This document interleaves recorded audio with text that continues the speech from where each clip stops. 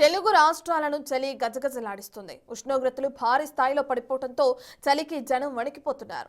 ఉదయం రాత్రి టెంపరేచర్ ఊహించని రీతిలో తగ్గుతుంది. దీంతో చలి దెబ్బకు జనం బయటకు రావాలంటే భయపడుతున్నారు. ఉదయం వేళల్లో రోడ్లు నిర్మానుష్యంగా కనిపిస్తున్నాయి.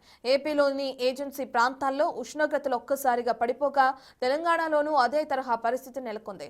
రాష్ట్రంలోని పలు ప్రాంతాల్లో చరిత్రలో ఎన్నడూ లేనంతగా రికార్డు స్థాయిలో ఉష్ణోగ్రతలు దిగజారాయి.